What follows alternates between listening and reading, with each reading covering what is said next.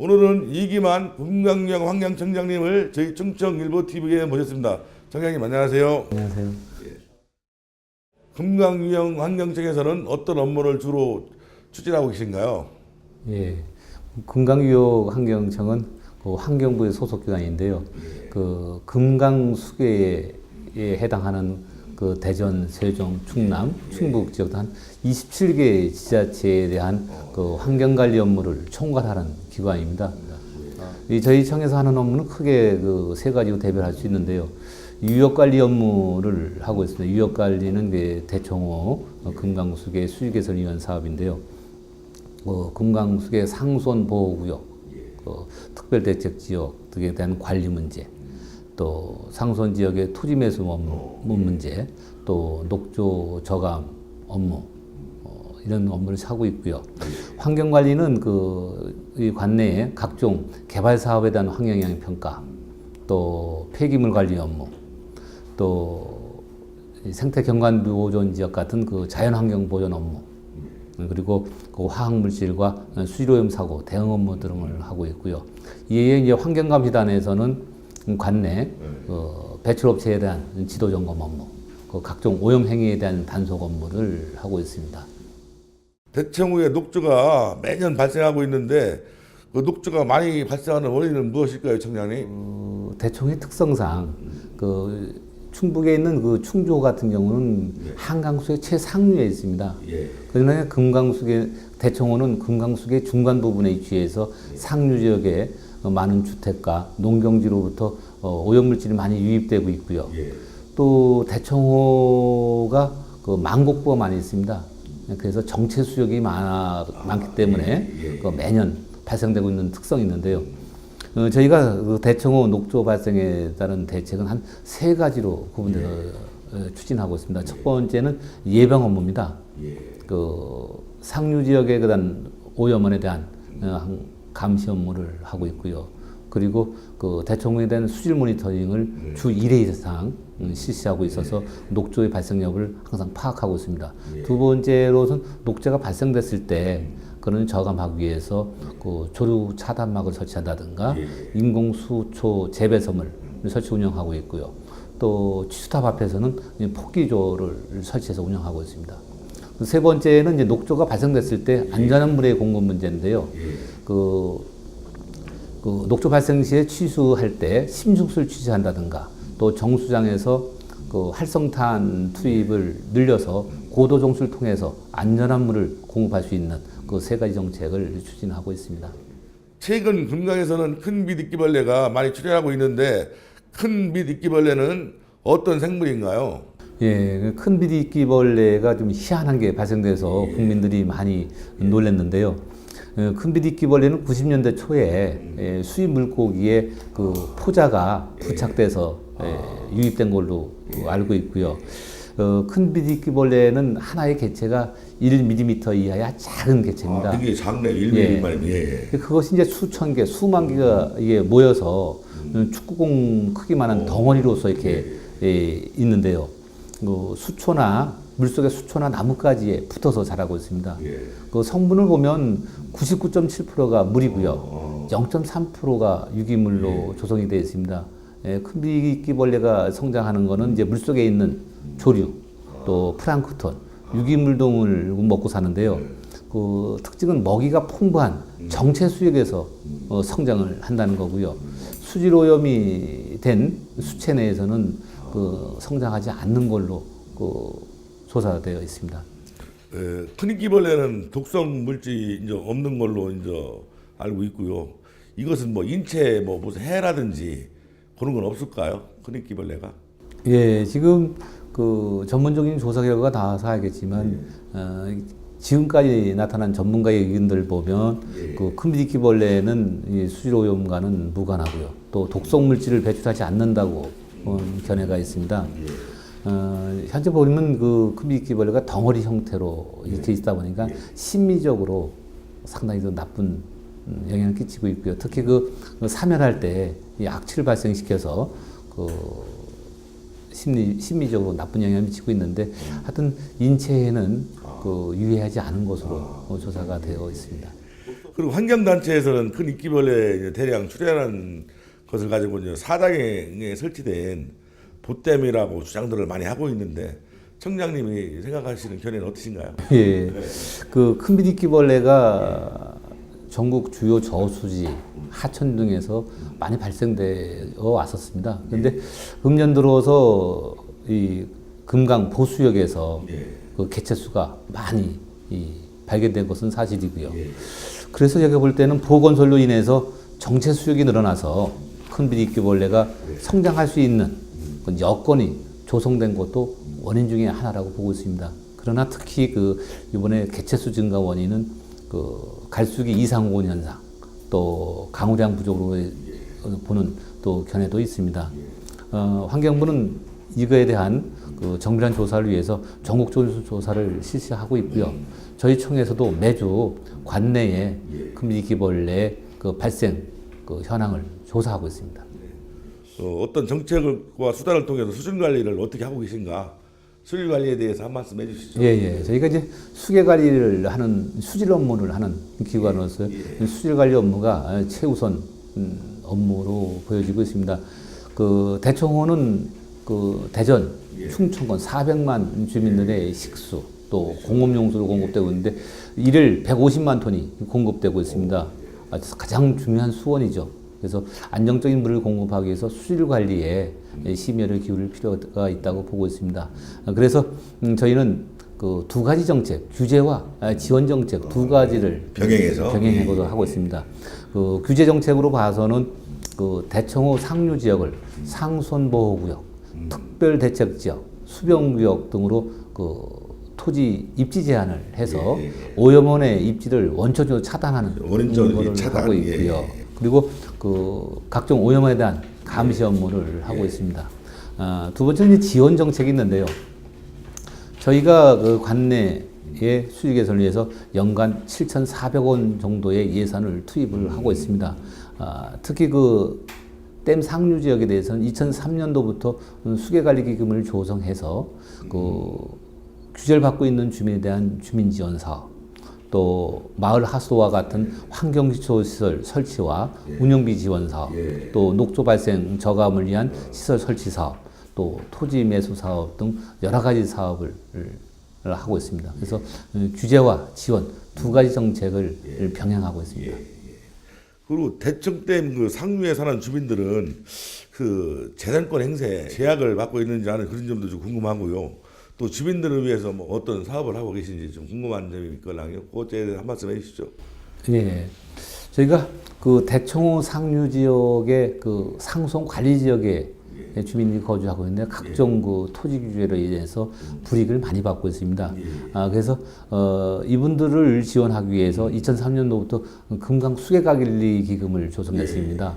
그런데 하류에 그 물을 사용하는 주민들에게 톤당 160원의 그 무료 부담금을 납부받아서 기금을 조성하고 있는데요. 금년도에 약 1,148억 원의 기금을 운영하고 있습니다. 상당히 많은 금액이네요. 그리고 그래서 2003년부터 지난해까지 약 8,600억 원의 예산을 해서 수질 개선 사업을 하고 있는데요. 특히 재산권 행사에 제약을 받고 있는 주민들을 위해서 그 소득 증대 사업, 또 장학대장 운용 사업, 또 마을 해관 건설, 도로 개량 사업, 아니면 또 생필품들 같은 직접 지원 사업을 실시하고 있습니다. 그동안 우리가 지원 대상 주민 수가 2003년도에는 6만 명에 달했었는데요. 금년도에 보면 18,000명으로 많이 줄었네요. 많이 그 주민들이 감소됐습니다. 그런데 이제 주민 지원 사업비는 저희가 2003년도에 128억 원이었는데요. 금년도에 195억 원으로 증가됐습니다. 그래서 그 주민 지원 사업이 2003년도에는 1인당 한 21만 원 지원됐었는데요. 금년도에는 1인당 109만 원까지 상당히 올라갔네요. 주민 지원 사업을 계속적으로 확대해 나가고 있습니다. 그리고 금강 수계 기금을 활용해서 상류 지역에 이제 토지를 매수하고 이렇게 함으로써 친환경적인 수변 생태를 조성을 하게 되잖아요. 이 토지 매수 사업은 왜 하는 것인가요? 그 대청 상류 지역의 이렇게 수계와 인접한 수변 지역에는 토지용 제한을 받는 규제가 많이 있습니다. 그래서 많은 분들이 토지를 매도하려고 하고 있는데요. 저희는 이 주변 지역에 위치한 공장, 돈사, 숙박업소 같은 수질오염 물질을 배출하는 그러한 토지를 우선적으로 매수를 해서 수질오염원의 입지를 줄이려고 노력을 하고 있고요. 매수한 토지에 대해서는 녹지를 조성해서 금강수계의 수변 생태벨트를 조성하고 있습니다. 저희가 매년 150억 원의 예산을 투입해서 매수를 하고 있는데 현재까지 140만 평방미터의 토지를 매입을 했고요. 그런데 저희가 예산이 부족해서 주민들이 신청한 매도 물량을 제때에 다 충당을 못 해주고 있는 게 그게 좀 안타까운 실정에 있습니다. 그리고 또 최근에 청주 지역에 디클로로멘탄 배출이 되고 있는데 디클로로멘탄이 뭔지 한번 좀 설명 좀 한번 해주시죠. 예, 우리 발암 물질이라면 발암 물질이 있고요. 바람을 일으키는 발암 물질이 있고 발암 우려 물질이 있고 발암 가능 물질이 있습니다. 근데 디클로로메탄은 발암 가능 물질로 분류되어 있는데요. 그래서 저희가 특정 대기 유해 물질로 지정하고 있습니다. 이 분자식으로 보면 CH2Cl2입니다. 그래서 염소 성분이 있기 때문에 휘발성이 있고요. 그래서 전지 분리막 공정에서 필름을 용해한다든가 세척 공정에 사용되고 있는 물질입니다. 청주 지역에서는 디클로로멘탄이 왜 문제가 되고 있나요, 청장님? 2011년부터 저기 환경부가 전국의 화학물질 배출량을 조사를 했습니다. 그 중에서 이제 화학물질 중에서 발암물질을 조사를 했는데 거기는 이제 발암물질, 가능물질, 우려물질까지 포함해서 세 가지로 세 가지 분류를 했는데 배출량이 충북 지역에서 2011년도에 전국 배출량의 38.8%를 차지한 걸로 조사가 됐었습니다. 그 원인을 보니까 청주 지역에 있는 이제 W스코프 코리아 등 전지 분리막 제조 업체들이 밀집되어 있습니다. LG 화학 등 그런 업체에서 디클로로메탄을 많이 사용했기 때문에 그것이 됐었고요. 그러다 보니까 이제 지역 주민들이 발암 가능 물질이니까 우리 인체에 유해하지 않나 하는 어떤 불안, 우려감 때문에 저 지방 선거 때 지난 지방 선거 때도 뭐 쟁점이 됐던 그 사례가 있었습니다. 그리고 정장님께서는 디클로로멘탄을 저감하기 위해서 뭐 어떤 노력을 하고 계셨는지 좀 궁금하신 걸랑요. 디클로로메탄 배출 사업장이 청주 오창 지역에 5개가 있었는데 그동안 디클로로메탄 배출량을 줄이기 위해서 회수 시설을 설치를 했습니다. 새롭게. 그래서 11년도에는 약 3,000톤이 발생했었고요. 12년도에는 한 2,000톤으로 줄었습니다. 그리고 지난해에는 지금 950톤으로 상당히 저감됐네요. 2011년에 비해서 3분의 1 수준으로 대폭 감소가 됐습니다. 그래서 지난 7월 16일하고 20일 기간에 걸쳐서 국립환경과학원에서 청주 오창 지역에 디클로로메탄 조사를 했었는데요. 조사 결과를 보게 되면 굴뚝에서도 측정했어요. 굴뚝에서는 0.1 내지 12 ppm 정도가 나와서 법적 배출 허용 기준이 50 ppm인데요. 크게 하회하는 것도 나왔고요. 또 굴뚝에서부터 한 700m에서부터 1,400m까지 떨어진 주거 지역에서 조사를 했었는데 아예 불검출됐거나 한쪽에서는 0.9 ppb 수준 아주 미미한 수준으로 검출이 됐습니다. 그래서 이 인체에는 아무런 영향을 미치지 않는다라고 판단을 하고 있습니다. 그리고 이제 우리가 해마다 화학 물질로 인해서 큰 사고가 자주 발생하고 있는데 예방을 위해서 화학 사고 예방을 위해서 어떤 일을 추진하실지 그에 대해서 한번 간단하게 한 말씀 해주시죠. 저희 관내 지역에는 약 1,400개 업체에서 6,500만 톤의 화학 물질이 유통되거나 사용되고 있습니다. 생각보다 상당히 많네요. 많습니다. 그래서 사용량이 많기 때문에 시설 노후나 작업자 부주의로 인해서 화학 물질이 유출될 수 있는 사고의 가능성은 항상 있다고 보고 있습니다. 그래서 무엇보다도 화학 사고 예방을 위해서는 업체 스스로가 사전 예방하고 대응하는 체계가 가장 중요하다고 보고 있습니다. 그래서 저희는 권역별로 7개 산업단지에 대해서 대기업과 중소기업 간 그 연합 안전관리 공동체를 구축을 해서 업체들끼리 사고를 사전에도 예방하고 또 사고 났을 때 인제도 업체끼리 서로 도와서 사고 수습을 조기할 수 있도록 이 체계를 구축해서 운영하고 있고요. 또 그것을 지원하기 위해서 저희가 민관 학계 합동을 해서 그 화학 안전 지원단을 구축을 해서 그 영세업체에 대한 그런 컨설팅 또 업체에 대한 그 점검을 공동으로 하고 있습니다. 또 사고 발생 시에는 그를 원만히 수습하기 위해서 저희는 민간 합동으로 해서 그 불시에 실제 훈련과 동일한 그런 상황을 해서 그런 훈련을 불시에 실시하고 있습니다. 그래서 화학 사고의 만전을 기하고 있다고 말씀드리고 싶습니다. 그럼 앞으로 그 어떤 정책을 중점적으로 추진하실라나 한 말씀 해주시죠. 예, 뭐 하고 싶은 일은 뭐 참 많이 있습니다. 저희 환경청에 하는 일이 수많은 일을 하기 때문에 하고 싶은 말은 있지만 그 첫째 업무는 우리 국민들에게 안전한 생활용수와 공업용수를 공급하는 것이 최우선 과제라고 생각을 하고 있고요. 그래서 녹조 문제라든가 금디기 문제 같은 수질오염 문제, 환경의 변화 문제에 대해서 적극적으로 대응할 생각을 갖고 있습니다.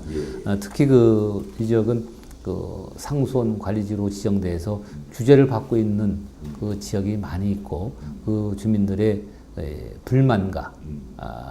불만들이 많이 있는 걸로 알고 있습니다. 그래서 주민들에게 어떤 토지 이용의 제약으로 인해서 많은 어려움을 겪고 있는 주민들에게 그 소득이 창출될 수 있도록 하는 사업을 좀 발굴 지원해서 매수 토지에 뭐 생태연못을 조성한다든가 또 쉼터를 조성하고 또 주민 소득 증대 사업을 해서 대청호 수질 보존을 위해서 규제를 받고 있지만 그에 상응한 어떤 환경 사업을 통해서 새로운 어떤 가치를 창출하는 그런 데에 중점을 둬서 피해를 받는 부분을 좀 고충을 덜어드릴 수 있는 이런 업무에 좀 신경을 써볼까 하고 생각하고 있습니다. 그리고 뭐 청장님 뭐 끝으로 하실 말씀 있으시면 한 말씀 해주시죠. 하여튼 충청일보에서 이렇게 좋은 프로그램을 운영해 주신 데 감사드리고요.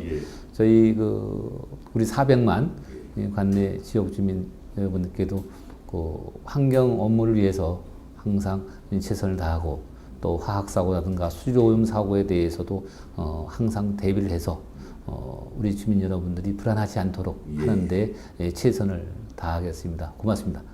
오늘 좋으신 말씀 감사합니다, 청장님. 고맙습니다.